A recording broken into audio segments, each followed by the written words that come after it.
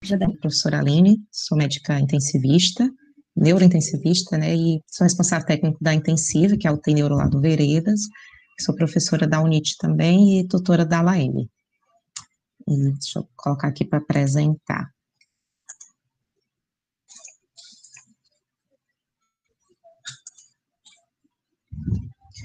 Gente, ó, a aula de hoje ela é bem interativa, então vai ter momentos em que vocês vão participar, vai ter pergunta para responder, pode ser no celular ou no computador, no site, vai ter um site para vocês entrarem.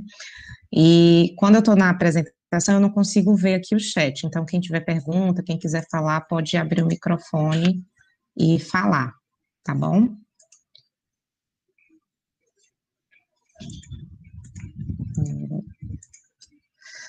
Então, hoje eu vou falar um pouco como é o processo de admissão de um paciente na UTI, né? A gente todo mundo tem um pouco de algumas ideias, algumas sequências, mas assim, qual seria o processo mais, não mais correto, né, mas o mais completo, talvez. Porque algumas coisas podem mudar um pouco a ordem, pode ter gente que faz mais de um jeito ou de outro, mas assim, tudo que a gente tem que lembrar quando um paciente é admitido e assim, o que vocês também, como acadêmicos, como ligantes, né, quando tiver um plantão de UTI, o que é que pode ajudar, o que é que pode participar, tá? E aí, como eu falei, tem esse site, eu queria que vocês entrassem, www.mente.com, aí ele vai pedir um código, eu vou já passar para vocês e vai aparecer uma perguntinha. Pode ser pelo celular ou pelo computador.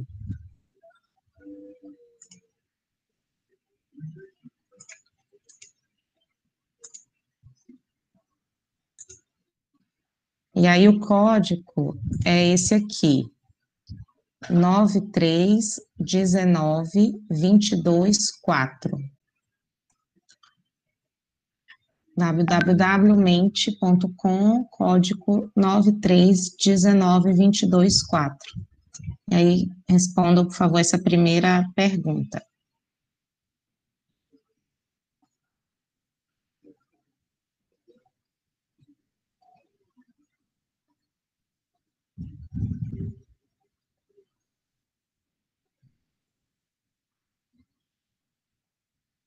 Você pode abrir o microfone e falar.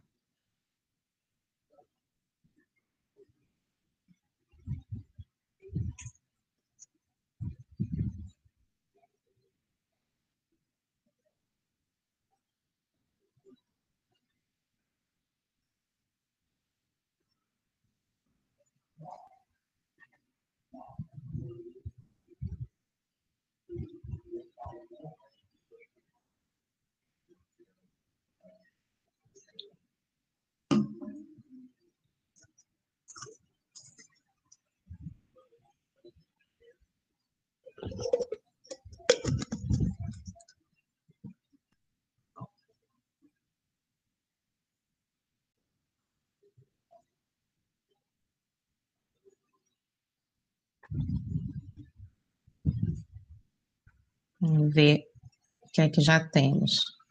Paciente críticos, hemodinamicamente instável, estado de emergências graves, iminente risco de vida, sepse, precisam de monitorização, droga vasoativa, ventilação mecânica, Glasgow menor que 13, pacientes graves com iminente de vida, ciência respiratória aguda, hemodinamicamente instáveis, pós-operatório, patologias agudas, pancreatite, insuficiência renal, instáveis hemodinamicamente, uso de droga vasoativa, POI de grandes cirurgias, maior gravidade, melhor suporte pós-operatório, paciente crítico, cuidado da enfermaria não é suficiente, demanda atenção 24 horas, precisa de suporte, monitorização, exatamente. Maior gravidade, cuidados e observação contínua, ventilação mecânica, risco de sepse, monitorização, logicamente estáveis, pacientes estáveis, precisa de vigilância e monitorização constante. É isso aí, gente. Tudo está correto, é isso aí e um pouco mais até. Então, voltando aqui à apresentação, Uma coisa que a gente tem que ter em mente, quando a gente fala de terapia intensiva, é que o paciente nem pode estar tão bem e nem tão mal, né? Porque aquele que está muito bem, ele está ocupando, primeiro ele está ocupando um leito que poderia ser de um outro paciente mais grave, ele tem risco, né, o risco de uma internação de UTI, risco de infecção, risco de delírio, a restrição ao leito, né, e então, assim, às vezes pedem vaga e o paciente está tão bem que não, um suporte de enfermaria é suficiente. E também tem aqueles que já estão muito graves, assim, então, risco realmente, é um risco iminente de morte, mas um quadro irreversível, né, porque, claro, risco de óbito tem que ir para UTI, mas quando você está diante de um quadro já irreversível, fim de vida, não é o ambiente de UTI que vai reverter isso, tá? Então, também a gente tem que ter esse contraponto. E aí, para isso, existe um sistema de priorização. Esse que eu vou trazer aqui é o sistema de priorização brasileiro, foi definido pelo Ministério da Saúde, foi recentemente, acho que 2017, ele foi revisto, foi modificado, e ele tem esse objetivo, tanto de você evitar que pacientes que não necessitem para UTI ocupem um leito, como também para ter acesso mais rápido àqueles que vão precisar mais e que têm maior chance de sobreviver. Ele é importante porque muitos hospitais, às vezes, principalmente hospitais públicos brasileiros, a gente tem mais leitos, mais pacientes precisando do que leitos. E às vezes você está diante de dois casos, e aí ficaria muito ruim se fosse uma decisão apenas individual do médico. Isso poderia ter até problema jurídico. Mas você escolheu esse, não esse. Então, esse sistema de priorização é algo nacional do Ministério da Saúde e dá um respaldo para a gente. E aí ele divide em duas situações. Aqueles pacientes que precisam de uma intervenção imediata, de algum procedimento, de algum suporte imediato, como intubação, ventilação mecânica, ventilação não invasiva, droga vasoativa, insulina em bomba de infusão contínua, algum procedimento que tenha que ser feito no ambiente de UTI. E ele precisa daquele procedimento naquele momento. E uma outra situação são pacientes que não estão precisando de nenhum procedimento naquele momento, mas precisam de monitorização pelo risco de agravar. Então, essa é uma divisão que ele faz. Uma outra divisão é pacientes que não têm nenhuma limitação de suporte. Eles não têm nenhuma comorbidade grave, em geral, pacientes jovens que têm maior chance de sobrevida, e aqueles pacientes que a gente já tem que considerar uma certa limitação por comorbidades mais graves, já insuficiências orgânicas mais graves. Então, essa é a primeira divisão, né? Se eu estou diante de um paciente que não tem nenhuma limitação de suporte terapêutico, jovem, sem comorbidade, sem falência orgânica, se ele precisa de uma intervenção imediata, ele vai ser prioridade 1. Então, é o primeiro paciente que eu preciso chamar para UTI. Mas se ele tem nessa mesma situação, ele não tem nenhuma limitação de suporte, mas ele precisa de uma monitorização. Ele não precisa nesse momento de ventilação mecânica ou de droga, mas ele tem risco de entrar em insuficiência respiratória, tem risco de precisar de instabilizar e precisar de droga vasoativa, então ele entra como P2. A situação, por exemplo, é os pós-operatórios. Às vezes o paciente sai de um pós-operatório, ele não está mais entubado, não está com droga vasoativa, mas aquelas primeiras horas de pós-operatório são muito críticas, tem risco de instabilidade, de recirculação anestésica, o paciente rebaixar e precisar entubar de novo, então esse paciente, uma cirurgia de grande porte, vai para a UTI. E aí, o outro grupo são pacientes que a gente tem alguma limitação por ele já ter uma insuficiência orgânica prévia, uma insuficiência renal crônica, uma insuficiência cardíaca, um quadro pulmonar, um quadro abdominal, às vezes múltiplas cirurgias abdominais, síndrome do intestino curto, um quadro neurológico prévio, um quadro demencial grave, ou um quadro sequelar prévio muito grave. Então, esses pacientes eles já têm uma certa limitação de suporte, e aí a mesma coisa. Se ele precisar de uma intervenção imediata, ele é P3, ou seja, ele tem uma prioridade maior sobre aqueles que só precisariam de uma monitorização. E aí, por último, esse P5, ele é já dessa sistema novo, são pacientes em fase de terminalidade, moribundos, sem possibilidade de recuperação, quadros irreversíveis. e aí ele já entra como P5.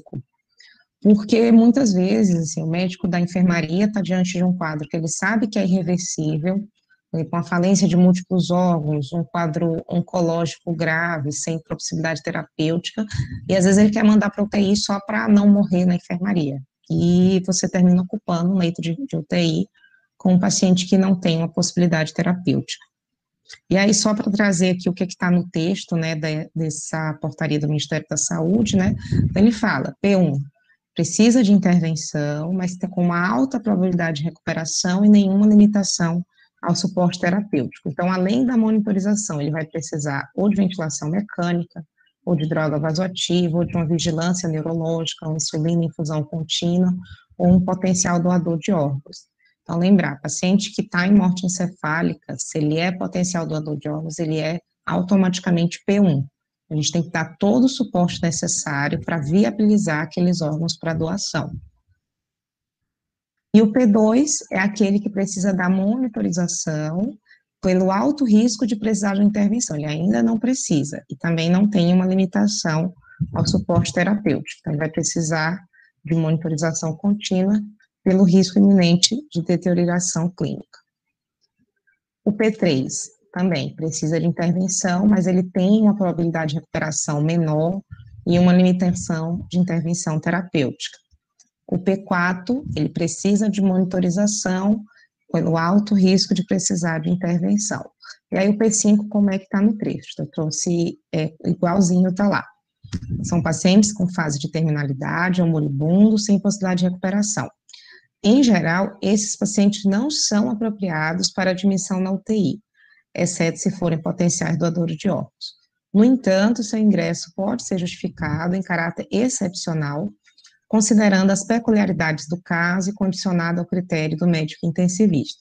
Então, às vezes tem uma situação que tem uma carga emocional muito grande, a família não consegue lidar com a morte do ente querido, acha que se tiver na UTI vai estar melhor assistido, por uma questão de conforto. É um paciente que está em cuidado paliativo exclusivo, mas que é considerado um ambiente de UTI mais confortável do que a enfermaria, assim, existem algumas situações assim.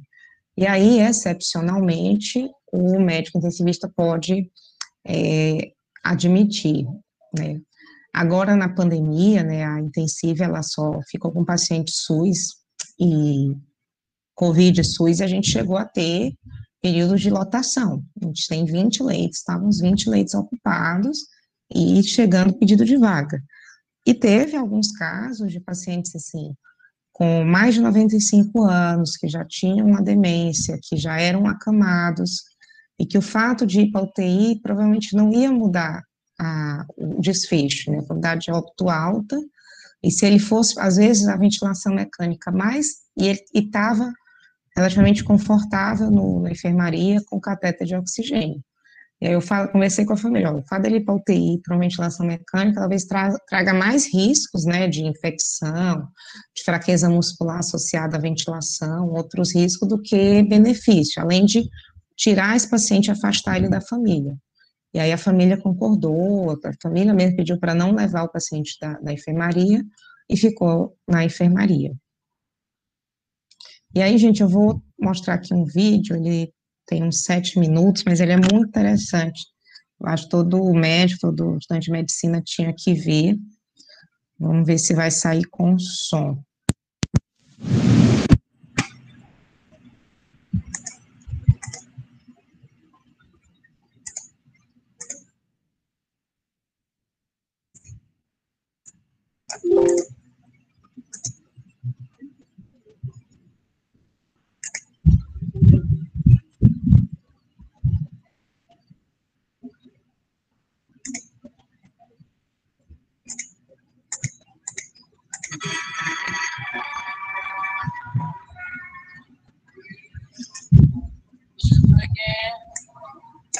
Don't know where, don't know when, but I know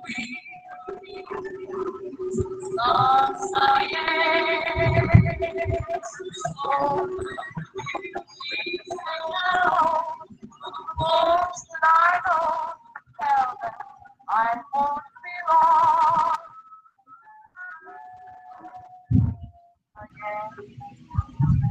Don't know where, don't know where, but I know some sunny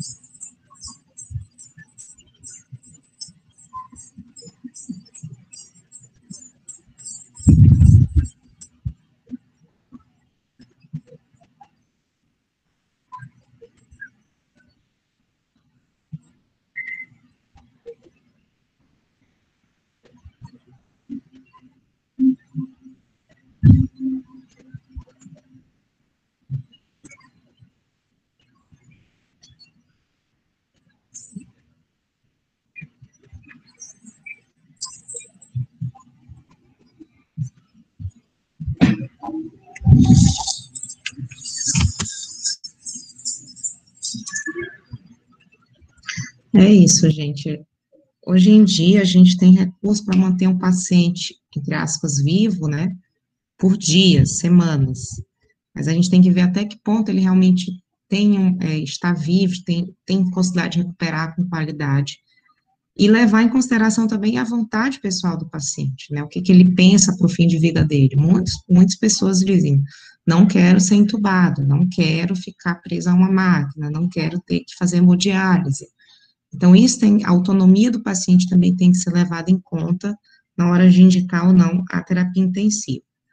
E aí, vamos para mais uma questão, mesmo site, www.mente.com.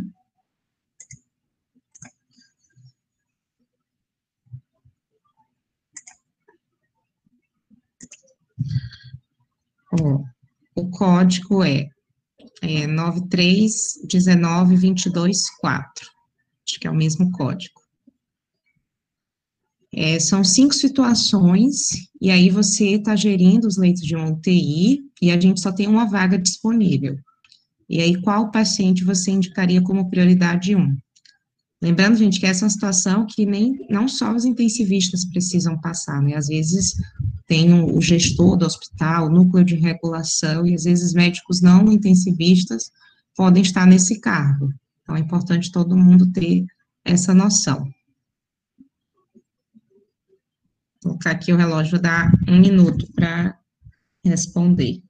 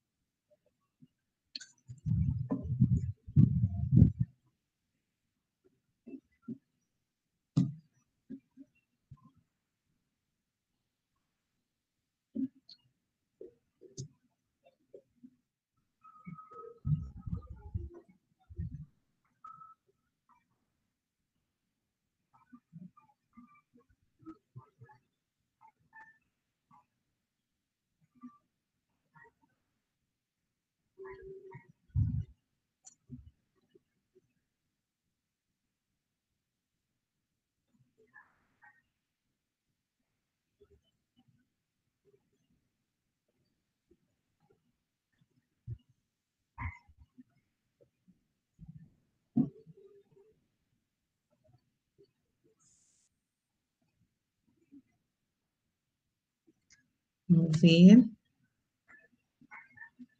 Então, 3 pessoas colocaram como um paciente de 70 anos, com queimadura de 80%, segundo e terceiro grau, chamuscamento pelas narinas. Segundo caso, um paciente de 42 anos, com instabilidade hemodinâmica por choque anafilático. Ninguém colocou o paciente de 92 anos. 3 pessoas, o paciente mais novo, de 22 anos, com a doença neuromuscular irreversível, insuficiência respiratória. E ninguém também colocou o de 60 anos com AVC isquêmico. Então, a maioria acertou. Realmente, esse paciente de 42 anos, apesar dele ser hipertenso, não é uma condição que coloca, que é uma falência, né, orgânica, e o choque anafilático, ele é altamente reversível, né? Se você der o suporte, o paciente tem uma boa probabilidade de recuperação. Esse paciente, o primeiro, ele também tem uma indicação de UTI, mas ele já fica como um P2, tanto pela idade como a probabilidade de recuperação. Uma queimadura corporal acima de 50%, 60%, a chance de reversão é muito pequena. Então, tem 80% de queimadura, chamuscamento de pelo das narinas, ela é um sinal de queimadura de via aérea, que também aumenta a mortalidade, Então, entre esses dois pacientes, o primeiro leito seria por choque anafilático, depois o do grande queimado. 2 anos que todo mundo concorda, né, já tem uma demência, já tem doenças crônicas. O de 22 anos, apesar de ser mais novo, ele já tem uma doença neuromuscular irreversível. Provavelmente essa insuficiência respiratória, ela pode ser uma consequência disso, uma evolução do quadro. Pacientes que têm doenças neuromusculares crônicas, né, com a progressão, vai pegar o músculo respiratório e vai entrar em insuficiência respiratória eventual, às vezes vai ficar dependente de ventilação mecânica, mas é um quadro já também considerado terminal. E o outro paciente já tem sequela de AVC e está com um grande AVC. Todos eles poderiam ir para UTI? Todos poderiam. Se eu tivesse 5 leitos, só o de 92, que seria aquele caso de sentar com a família, entender qual é a necessidade do paciente, quais eram as vontades, mas outros 4, todos 4 têm indicação, seria mais a priorização, tá? E aí, gente, eu trouxe aqui como exemplo do protocolo que a gente usa na intensiva, né?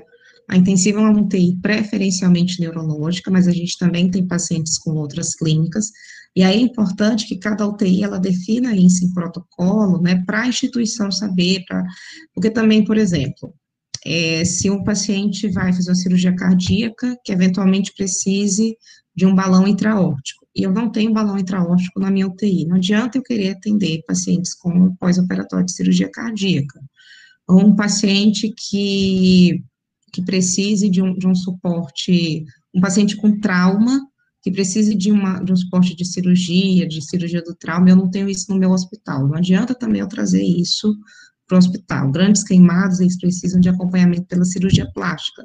Se eu não tenho cirurgia plástica no meu serviço, não adianta eu querer internar paciente grande queimado. Então, você tem que ter um protocolo para saber que paciente se enquadra, né?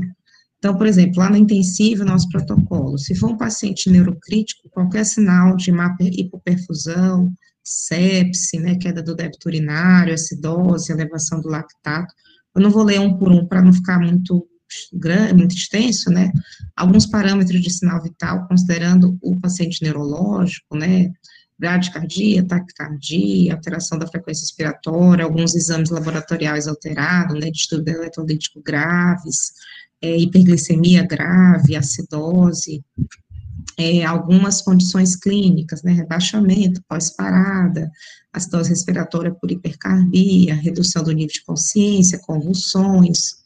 Aqui, os diagnósticos, né, neurológicos, que são praticamente todos, AVC, pós-operatório, coma sem causa definida, trombose venosa cerebral, traumatismo intracraniano, estados epilépticos, vasoespasmo, que pode ser em geral secundário HSA, meningite, algumas desordens neuromusculares, rebaixamento do nível de consciência esclarecer, morte encefálica, enquanto potencial doador de óculos. Outras patologias, né, sistema cardiovascular, IAM, choque cardiogênico, edema agudo, arritmia, emergência hipertensiva, angina instável, BAV, pós-parada, insuficiência cardíaca congestiva aguda, algumas doenças respiratórias, né, SARA, que aí entra o COVID, hemoptise volumosa, embolia pulmonar, broncoespasmo refratário, endocrinológico, cetoacidose, crise tireotóxica, crise adrenal, algumas outras patologias, sepse, hemorragia digestiva, distúrbio eletrolítico, intoxicação, hemorragia maciça, hipertermia maligna, doenças autoimunes com necessidade de monitorização invasiva, o suporte ventilatório. Alguns diagnósticos cirúrgicos, né, neurocirurgia e radiointervenção, qualquer paciente, alguns pacientes de cirurgia geral, de cirurgia cardíaca, apenas implante de marca-passo, uma cirurgia mais simples, algumas doenças, algumas patologias de cirurgia vascular e ortopedia. Então, tudo tem que ser baseado no expertise da sua equipe, nos seus equipamentos e também no serviço, no hospital que você está inserido. Tá? Então, agora, a gente já sabe qual paciente a gente vai receber, como é que a gente vai priorizar, vamos, então, efetivamente receber esse paciente. Então, mais uma questão.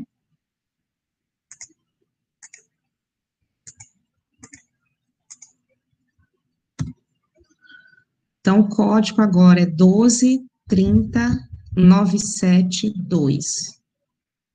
12.30.972. Quando eu recebo um paciente na UTI, qual primeira conduta deve ser tomada? Tem algumas opções para vocês escolherem. Vou dar 1 minuto de novo.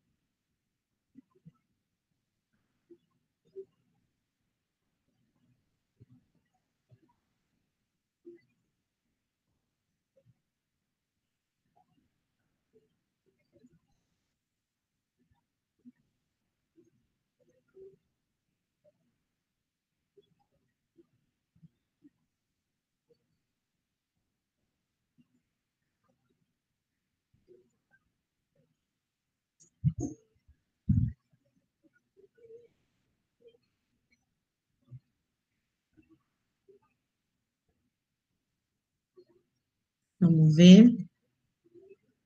Bem dividido, né?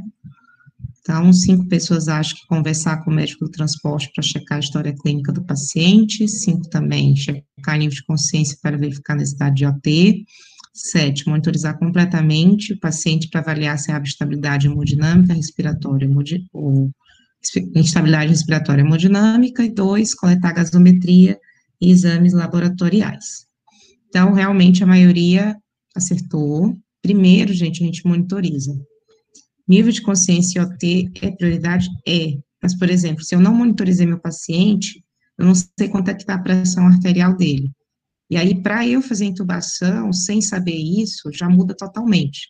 Sem ver como é que está a saturação, como é que está a pressão, frequência cardíaca.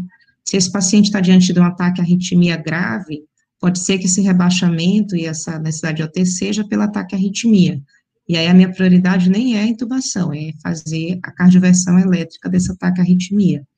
Então, monitorização sempre em primeiro lugar. E monitorização não é só os eletrodos. Então, antes de tudo, monitorizar. Ela inclui todo o exame físico, seguindo a sequência de A, B, C, D, E. Então, por exemplo, via aérea, está rebaixado, já não está conseguindo respirar, eu posso pedir para alguém, e aí até, no caso, o acadêmico, né, colocar a bolsa válvula máscara e fazendo a ventilação manual até chegar, né, até terminar essa monitorização, mas eu não posso simplesmente largar tudo e entubar sem saber a pressão do paciente, sem saber se ele está com arritmia, sem saber como é que está a saturação dele. Né, o processo de intubação também tem essa fase de preparo, e faz parte da monitorização.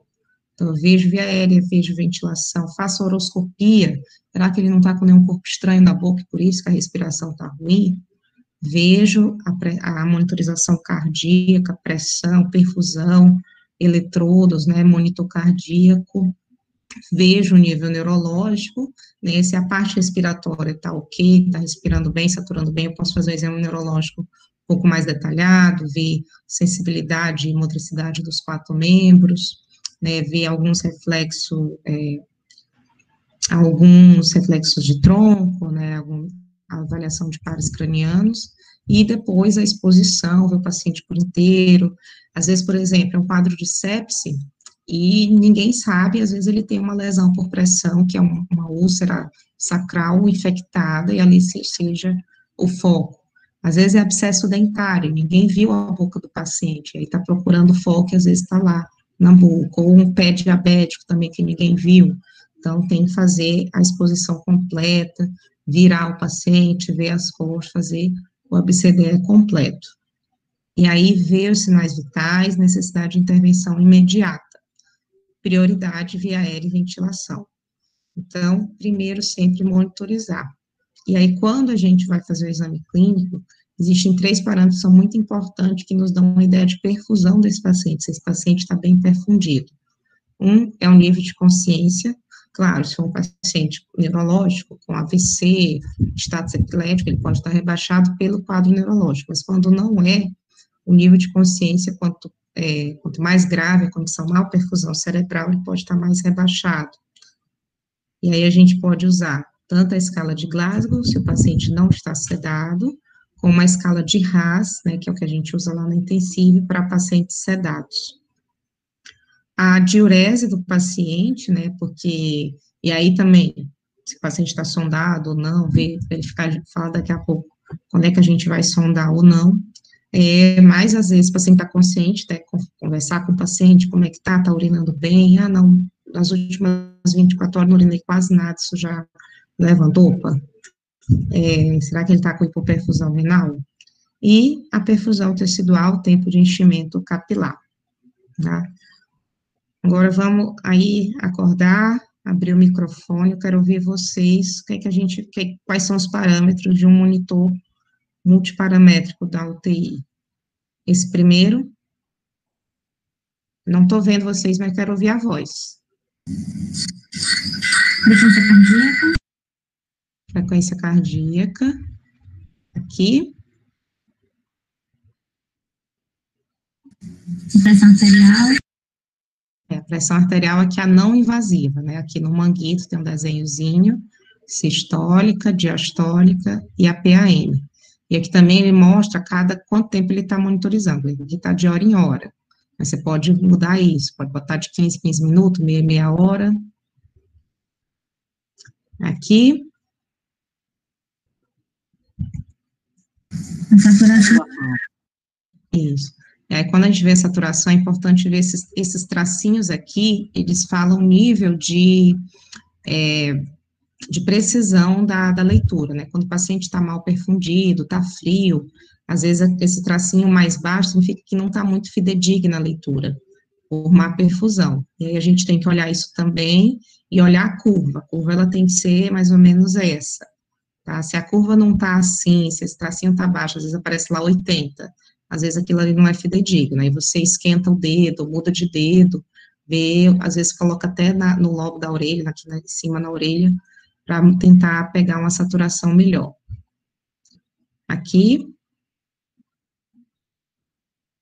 Frequência respiratória. Isso. Também aí tem os parâmetros, né, o limite inferior e superior do alarme. Aqui.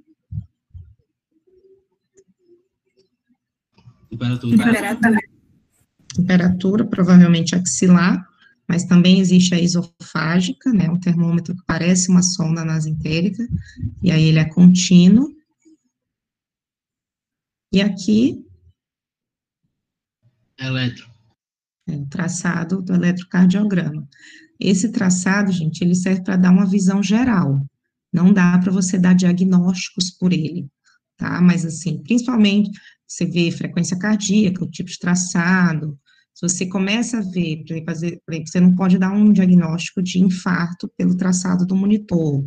Algumas arritmias até dá, fibrilação atrial, algumas bradiarritmia, mas sempre que você vê alteração, o ideal é pedir o eletro de 12 derivações, tá?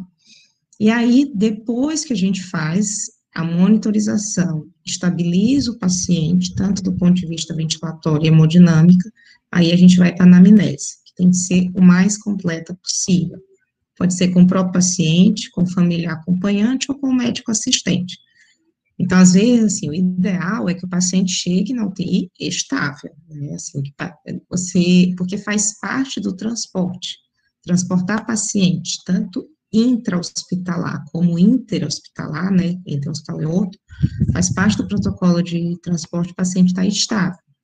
Às vezes, o paciente está na enfermaria, está numa situação que ele não tem condição de estabilizar lá, e leva instável para a UTI. E aí, nesse caso, o mais correto seria que o médico que levou esperasse, a gente que está recebendo, a gente estabilize, ele fica lá até a gente terminar de estabilizar, para poder depois passar detalhes da história, né? Às vezes até simultâneo, né? A gente está ali fazendo esse procedimento e vai perguntando, lembra como é que estavam os últimos exames? Conta aí a história, ele vai contando, tá? Se tiver alguma dúvida ou inconsistência, se achar que o paciente está um pouco confuso, ou até o médico que levou não sabe falar tudo, a gente sempre convoca familiar que melhor conheça o caso, né? Às vezes, o paciente está na enfermaria, não tem acompanhante, o próprio paciente não tem condições de falar, o médico que está vendo também não sabe, aí a gente sempre chama o familiar para poder contar detalhes. E aí também é uma hora que o acadêmico ele é muito importante, porque quanto mais velho a gente está na profissão, às vezes a gente vai piorando a nossa anamnese, infelizmente, né? Então, assim, é muito, nesse momento, se estiverem passando de estágio, ou no internato mesmo, pode conversa com o médico que está lá, posso conversar com a família, fazer anamnese? Normalmente eles vão até gostar. E aí faço aquela anamnese completa, interrogatório complementar, hábitos de vida, medicações de uso contínuo, toda a história, que isso ajuda muito a gente a fazer um raciocínio clínico. Nem todo paciente chega na UTI com um diagnóstico bem esclarecido, né? Isso ajuda a gente a entender e tratar melhor. Mais uma questãozinha.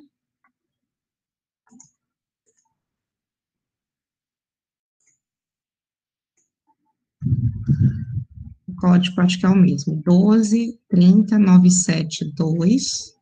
Quais os procedimentos podem ser necessários a um paciente recém-admitido na UTI?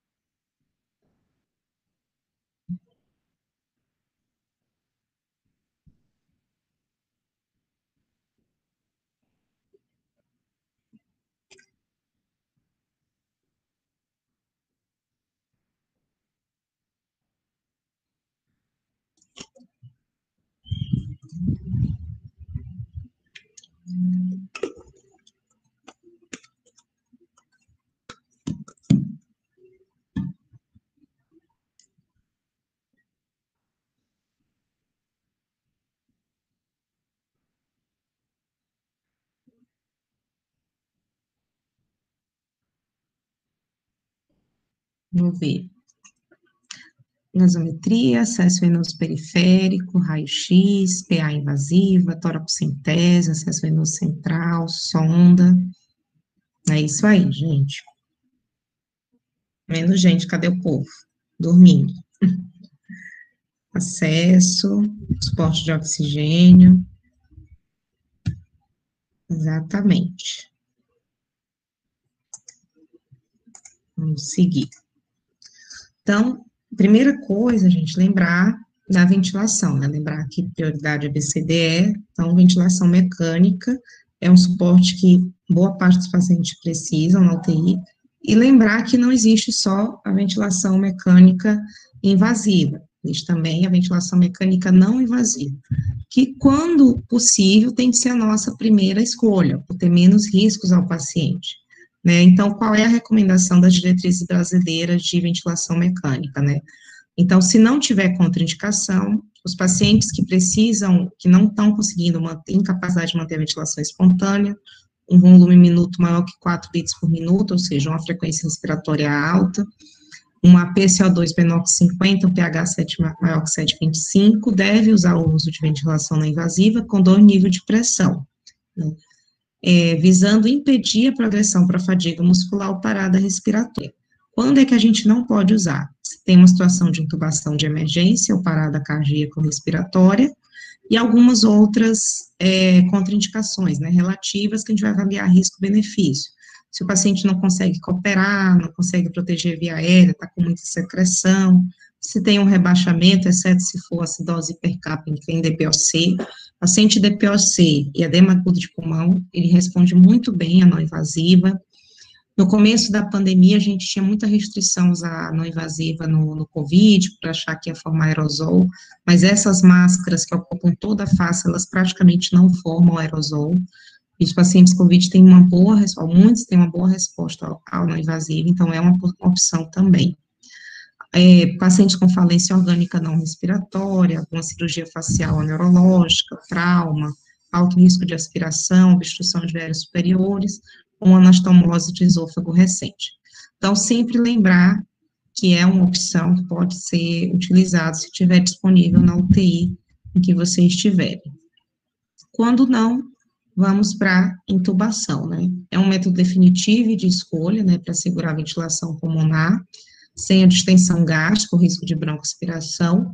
Lembrar que a não invasiva, por pegar boca e nariz, pode dar distensão gástrica, principalmente se o paciente não consegue fechar a boca, que não esteja tão cooperativo.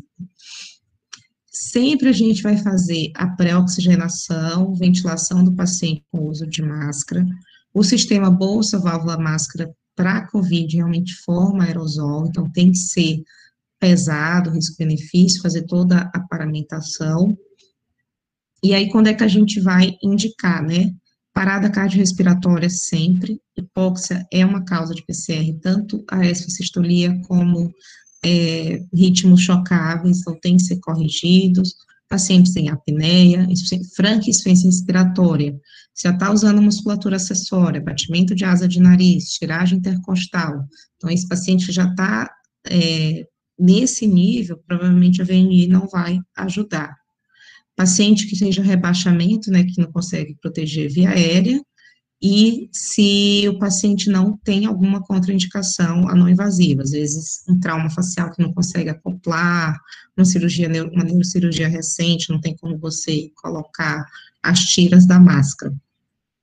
E aí, gente, uma coisa importantíssima na intubação é a preparação, é você ter tudo à mão.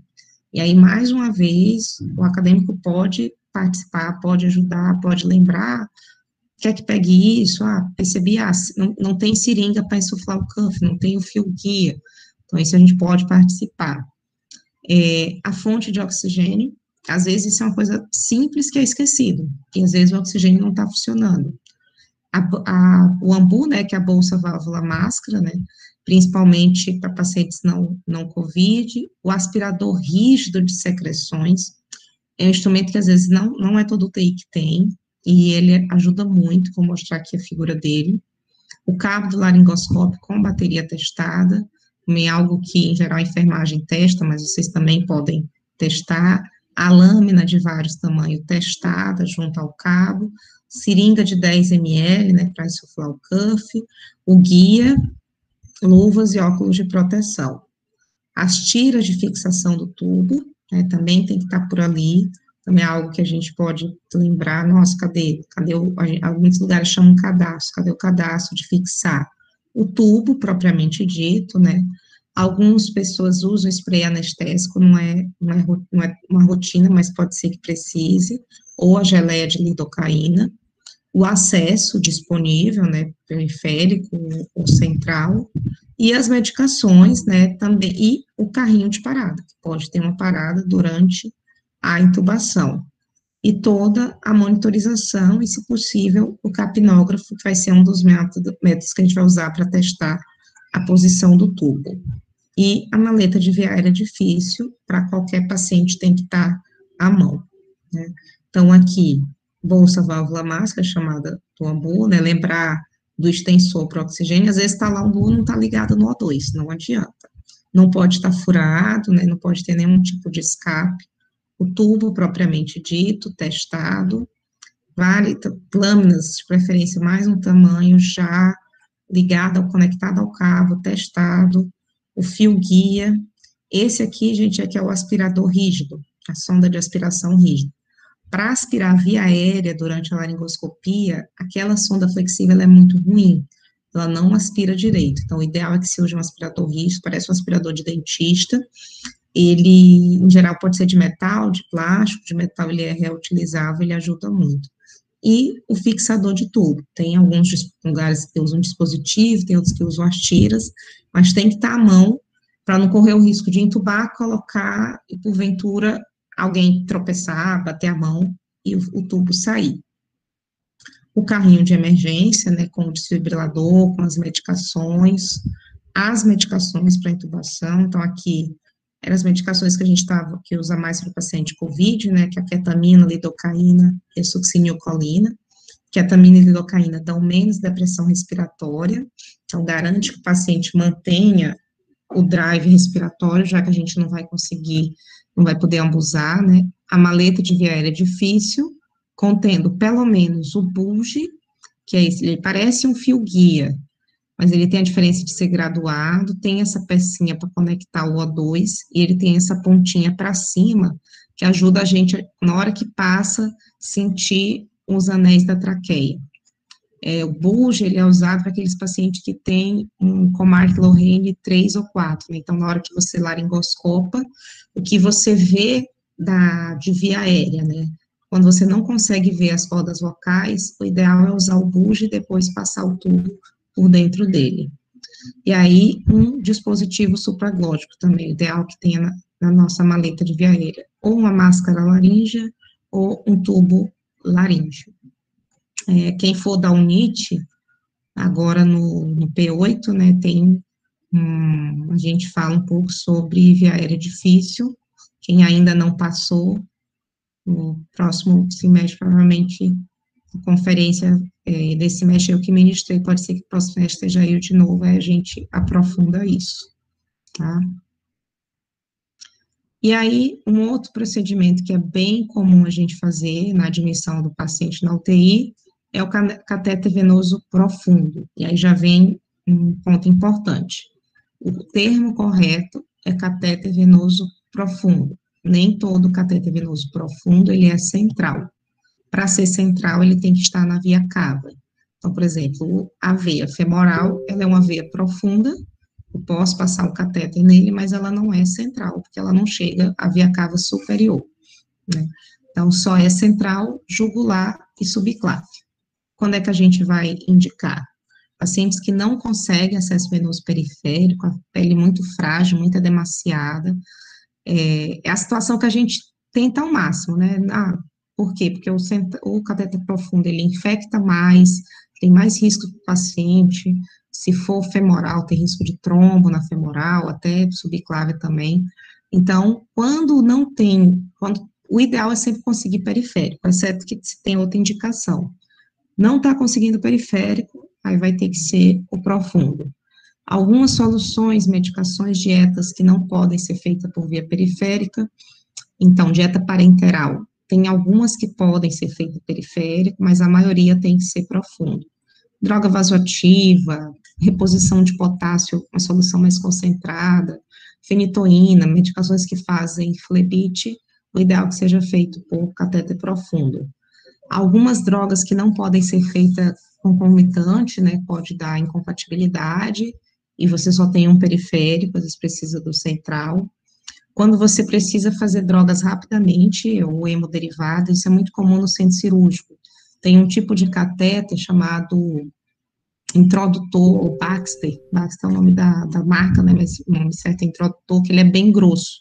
Então, por exemplo, cirurgia cardíaca, todas, em geral, passam desse para poder fazer hemoderivados mais rápido, algumas medicações. Ou para monitorização hemodinâmica invasiva também a gente usa, tá? Mais uma questãozinha. Essa agora é sobre pressão arterial invasiva.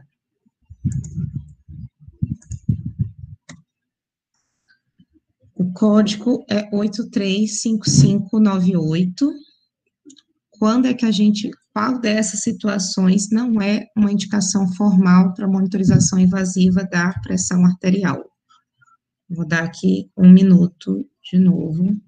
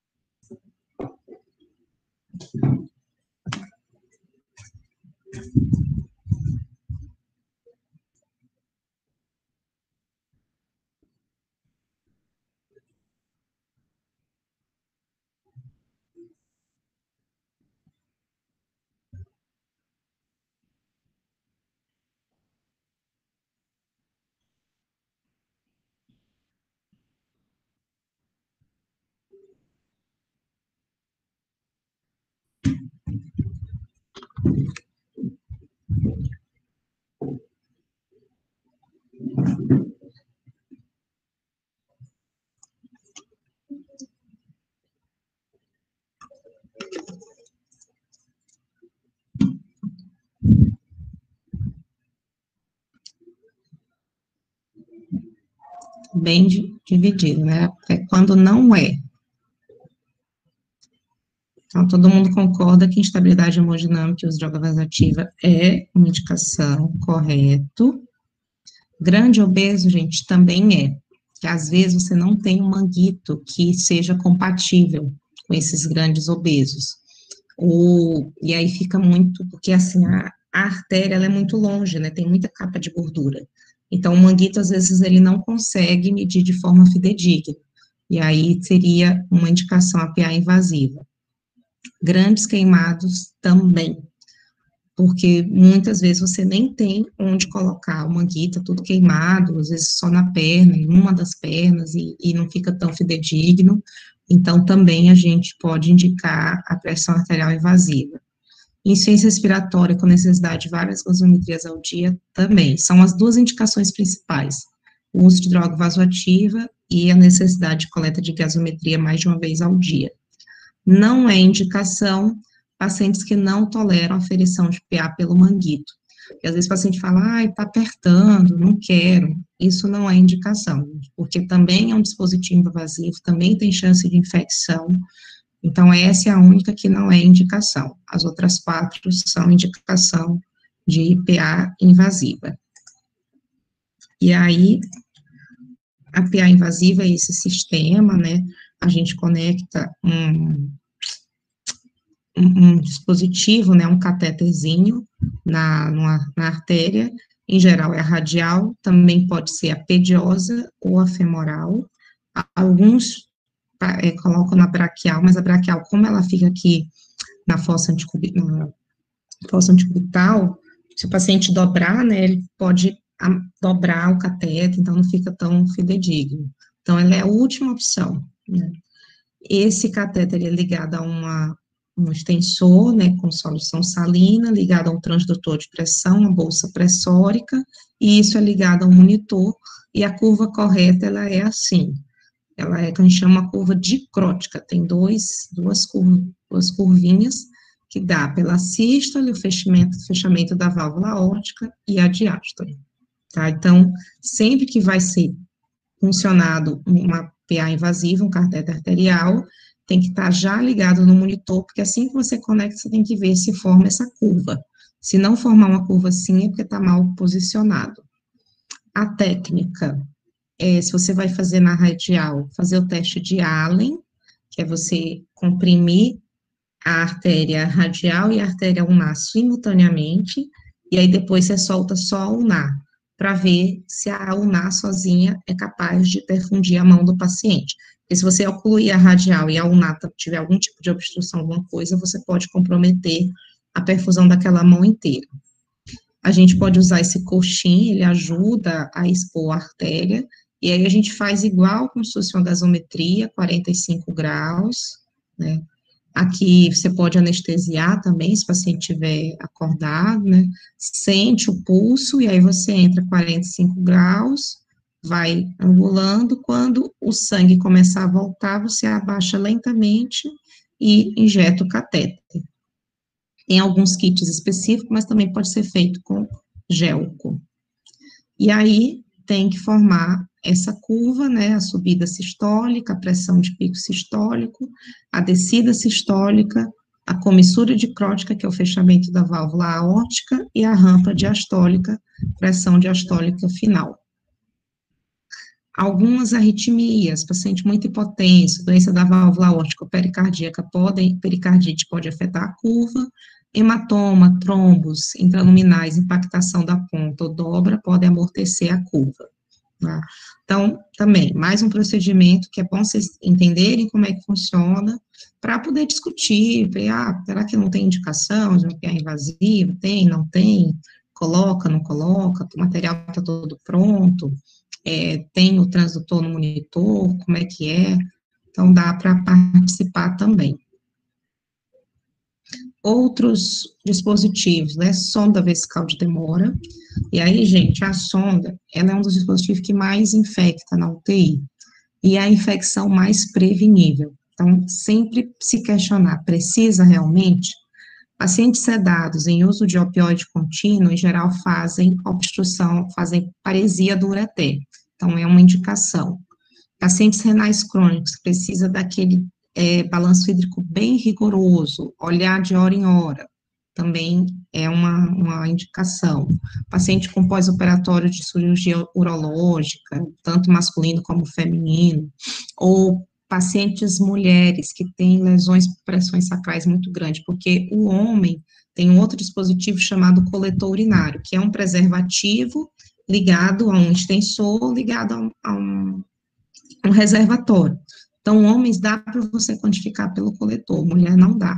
Então, se ela tiver lesão sacral muito extensa, a presença da urina ali na fralda pode contaminar. Então, opções, né, quando você não quiser deixar contínuo. A sondagem de alívio intermitente, que ela infecta menos, a pesar a fralda ou coletor urinário. E a sonda nasentérica ou nasogástrica, né, pacientes que não têm condição de deglutição oral, ou que até têm, mas estão com uma desnutrição tão grave, tão subnutridos, que você faz a dieta mista para tentar melhorar esse aporte do paciente, né. Então, é passado pelo nariz ou pela boca, idealmente pelo nariz, e sempre fazer o raio-x para checar se está na posição correta. Gente, é a última questão, já estamos indo para o final da aula.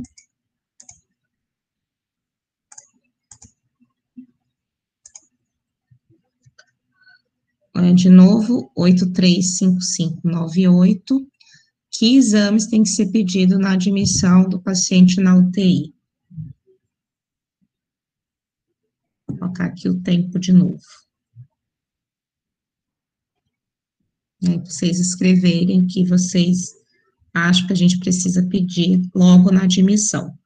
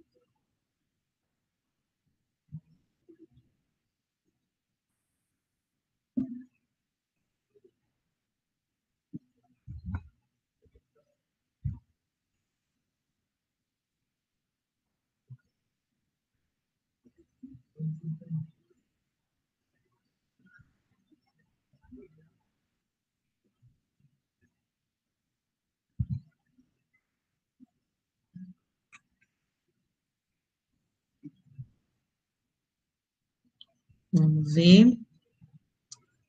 Hemograma, gasometria, raio-x, ureacreatinina, marcadores inflamatórios, lactato, função hepática e renal, eletrólitos, glicemia, sumário de urina, TAP, né, que faz parte do coagulograma, perfil metabólico, sódio, potássio, cálcio, hemocultura, creatinina, hemograma completo, bilirrubinas. Exatamente, gente, proteína C reativa, excelente. Então, gente, isso também vai variar um pouco, às vezes, com o protocolo de cada instituição, né? Esse é o protocolo que a gente está usando lá na Intensive. Na verdade, acho que esse aqui era o que a gente estava usando na pandemia, agora a gente não está com todos. Por exemplo, para a pandemia, né, a gente acrescentou os marcadores de atividade inflamatória, proteína C reativa, ferritina, desidrogenase lática e dedímetro, por conta do alto número de complicações trombóticas, né, do paciente com COVID. Hoje em dia, a gente não faz para todos os pacientes. Para todos os pacientes, gasometria, eletrólitos, fósforo e magnésio são dois eletrônicos que às vezes são negligenciados e que influenciam, por exemplo, pacientes com hipofosfatemia e hipomagnesemia, eles têm mais fraqueza muscular, mais dependência de ventilação mecânica. Hemograma sempre, né, ver nível de hemoglobina, plaquetas, leucocitose, né? Bilirrubinas é importante, vou mostrar por quê, função renal. Troponina, CKMB, CPK, a gente também estava pedindo para todo paciente COVID, pelo alto risco de infarto. Para pacientes clínicos gerais, em geral, a gente não usa, vai depender de cada caso. E MRTTPA é importante, principalmente se você está em programação de fazer algum procedimento. Por exemplo, você ainda não fez o acesso, mas não, vamos funcionar porque vai precisar. Se você tem tempo, o ideal é você checar antes, porque se tiver alterado, e você pega, por exemplo, a subclávia, tem risco de pegar artéria subclávia, é pior, às vezes é melhor ir para a jugular ou femoral, que são vasos compressíveis, né? O SUABRE para COVID, a gente está fazendo ainda para todo paciente, para poder fazer uma triagem, né? Porque como tem paciente assintomático, e a gente, inclusive, teve um paciente positivo que internou por AVC, sem sintoma de COVID. Se a gente não faz isso e coloca esse paciente no meio dos outros, a gente pode contaminar a UTI inteira. Raio-X de tórax sempre também, eletrocardiograma sempre. Cultura, gente, é da rotina do serviço. Então, lá, por orientação da CCH do Veredas, a gente também colhe hemocultura, aspirado traqueal, se tiver entubado, urocultura também em alguns casos, e as culturas de vigilância, se for um paciente que veio da enfermaria ou de outro serviço. Se tiver vindo de casa ou do centro cirúrgico, não precisa. Se do centro cirúrgico ele veio de casa também, se já estava internado, precisa.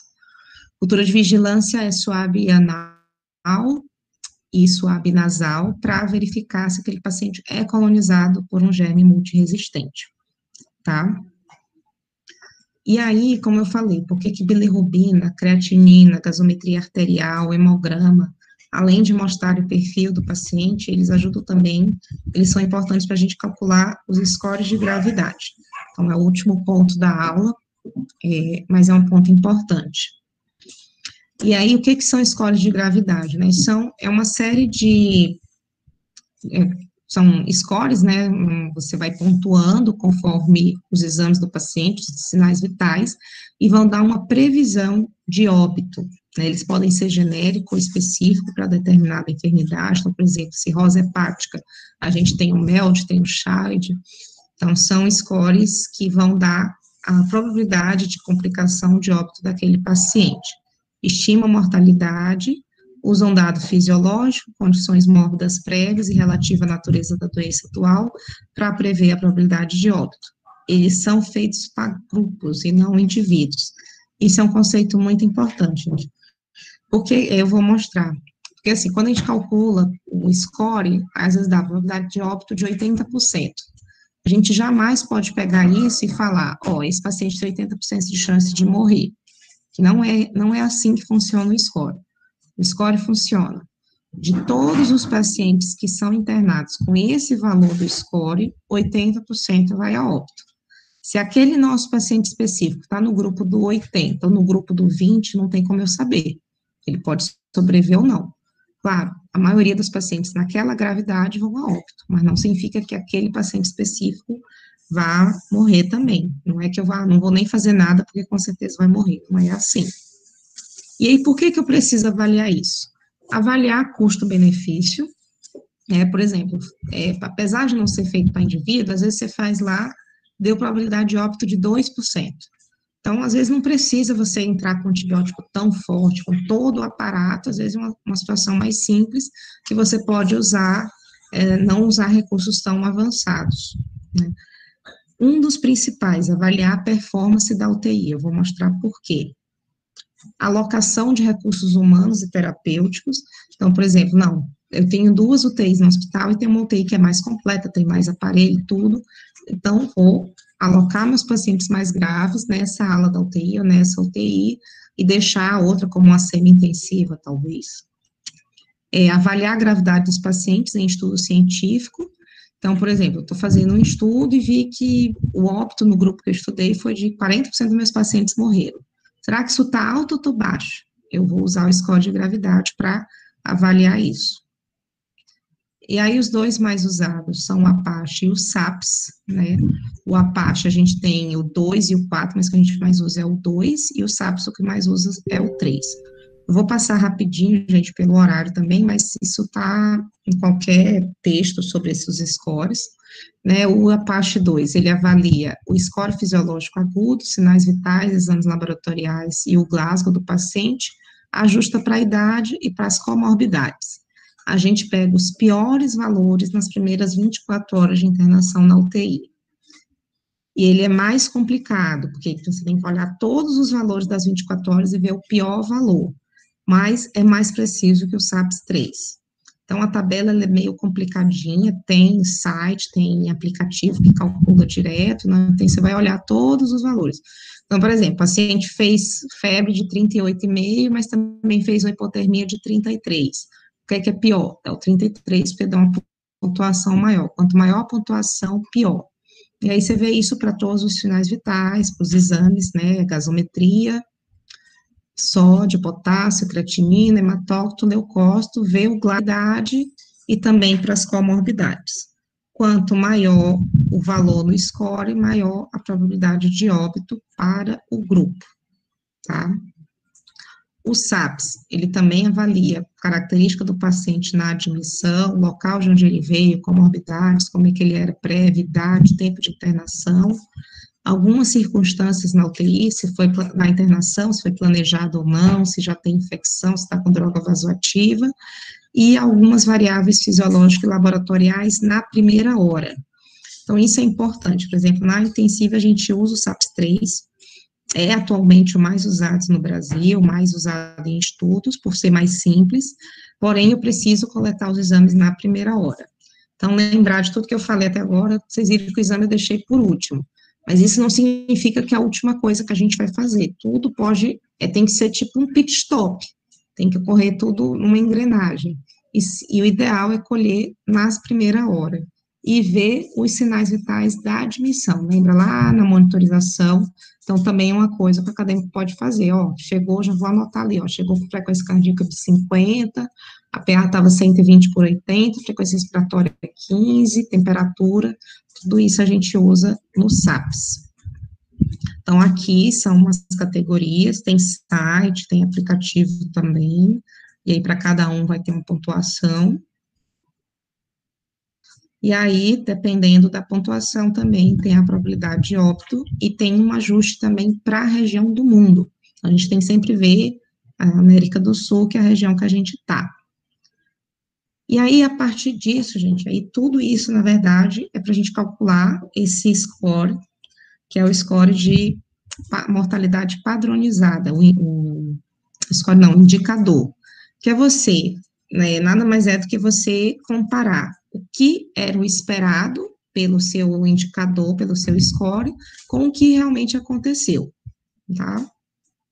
E aí, a vantagem, como a morte é um evento único, definitivo, porque, por exemplo, infecção, às vezes tem gente que diz, tá com pneumonia, tem outro que diz, não é pneumonia, não é. Às vezes dá essa dúvida, é sepse, não é. Agora, a morte não tem dúvida, ou morreu ou não morreu, né? É um registro obrigatório, e aí você tem, mais simples você ter isso, e aí o número observado é tudo que aconteceu, aqui eu coloquei no hospital, mas pode ser na UTI, e o esperado é a média, né, pelo uso dos indicadores. Então, fica mais simples eu mostrar aqui. Então, né, é essa relação, o ideal é que seja menor que 1, ou seja, que eu tenha menos óbito do que o esperado. Então, por exemplo, no mês de dezembro, pelo score SAPS-3, a mortalidade esperada para o paciente de uma determinada UTI era 26%. Eu calculei o SAPS de todo mundo, fiz uma média, e vi a probabilidade de óbito, fiz uma média, e a média deu 26%. Nesse período, foram internados 50 pacientes e 17 foram a óbito. Então, esperado, 26%, observado, 17 em 50, que dá 34%. Então, a mortalidade padronizada deu 1,3, tá ruim. Se eu estou esperando 26 e morreu 34%, aconteceu alguma coisa, e aí eu preciso chamar a minha equipe e ver o que aconteceu. Será que, faltou antibiótico? Pode ser uma explicação. Ou então tinha menos técnico de enfermagem do que eu preciso, estava sobrecarregado e aí não conseguiu fazer assistência no momento correto. Ou então faltou, a gente está tinha fisioterapia à noite, agora a gente não tem mais, então a gente tem que ver o que está acontecendo, porque a gente não pode simplesmente dizer, morreu porque estava grave. O score de gravidade ajuda a gente ter isso de uma maneira objetiva. Aqui, gente, é uma tabela quem tiver curiosidade, tem um projeto chamado UTIs Brasileiras, que foi feito pela MIB, junto com a IPMED, que é um sistema de monitorização que várias UTIs do Brasil usam. Tem quase 1.500 UTIs usando, foram avaliadas desde 2010 até 2020. E aí, cada ano, eles viram a média. Então, por exemplo, pelo SAPS-3. Então, em 2010, o SAPS-3 médio foi de 42,58, o que dá uma mortalidade esperada de 14,89 aqui. Porém, a mortalidade observada foi de 17,29, maior. Então, tá ruim. Infelizmente, no Brasil, a tendência sempre está acima de 1, né? Às vezes, um pouquinho abaixo, 0,99, mas também não tão acima. Mas aqui, ó, você vê, 2020 foi o ano que mais aumentou, provavelmente pela pandemia. Morreu mais do que era esperado. Aqui, só para terminar, gente, uma questão para a gente pensar, discutir, que é uma coisa que acontece muito. Então, por exemplo, você assumiu recentemente a direção de um hospital terciário que possui 2 UTIs, ambas com 10 leitos.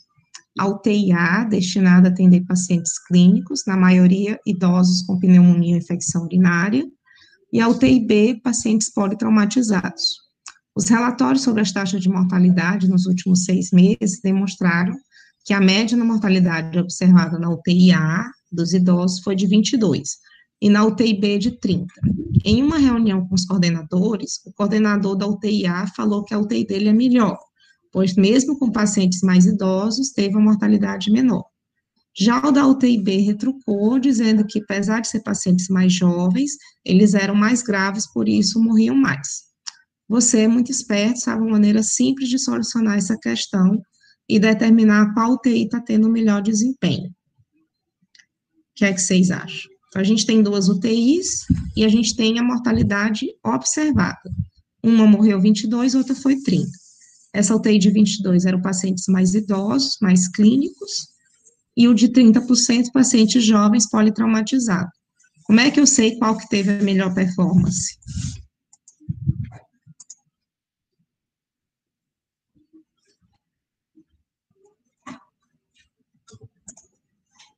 Deixar aqui lado a lado, para poder ver vocês. Alguém quer falar?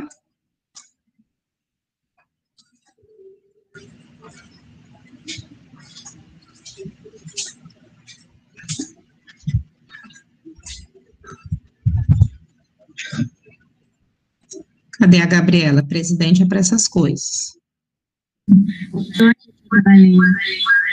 É porque meu áudio... Ah, tá dando eco, né?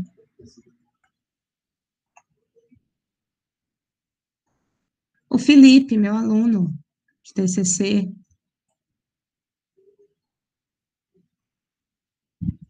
Acorda, Felipe. Levar um puxão de orelha. Mas então, gente, essa é uma situação que é muito comum, né? A pessoa já dizer assim, não, tá morrendo mais porque é mais grave. Só que você não pode falar isso baseado só no seu acho. Para isso serve os scores de gravidade. Então, tem que fazer o score de gravidade de todos os pacientes, ver qual é a mortalidade esperada e aí comparar. Então, se na UTI A a mortalidade foi esperada de 15% e morreu 22%, então tá ruim, tá morrendo mais.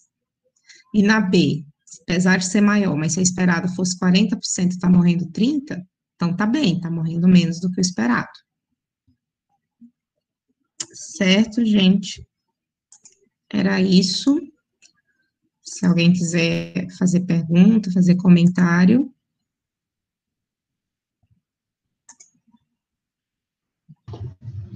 A senhora ter comentado lá no exame clínico, falou do nível de consciência, da diurese, da perfusão tecidual. Quais seriam as maneiras de avaliar a perfusão tecidual a nível clínico? Então, Tassi, você pode ver realmente o tempo de enchimento capilar na ponta dos dedos, né, apertar, ver se enche menos de 3 segundos ou não. A espera, o aspecto da pele, né, principalmente em membros inferiores, né, se não tá aquele aspecto que a gente chama marmoráceo, né, com livedo, já esse sinal de hipoperfusão. Às vezes, membro inferior, quando está meio arroxeado, é sinal de hipoperfusão. A temperatura também, membros mais frios, também é sinal de hipoperfusão. Mas o tempo de enchimento capilar é um dos mais fáceis e mais sensíveis também. Beleza, obrigado. Tá dando para escutar agora, gente? Tá Eu troquei sim. de dispositivo aqui, porque tava difícil. Enfim, alguém mais tem alguma pergunta, tem alguma dúvida? Acho que não, né? Doutora Aline, muito, muito obrigada por disponibilizar um pouco do seu tempo precioso conosco e ministrar essa aula maravilhosa. Como sempre, super completa, didática, esclarecedora. A senhora é incrível todas as vezes. Obrigada, gente. Tamo junto aí. Inclusive, a doutora Aline vai dar uma aula quarta-feira que vem, 18, 8 horas da noite também, sobre morte encefálica. É na outra quarta. É na outra quarta. Sim. Daqui 13 dias. Pronto, daqui a 13 dias, marquem logo no calendário de vocês, a gente vai colocar no Instagram da Liga também mais informações para quem quiser, porque qualquer aula com essa profissional incrível é simplesmente maravilhosa e super, muito aprendizado. Enfim, pessoal. Obrigada. Imagina, professora. Enfim, pessoal, por hoje é isso. Obrigada pela presença de todo mundo. Tenham uma boa noite e até a próxima. Boa noite, gente. Até mais.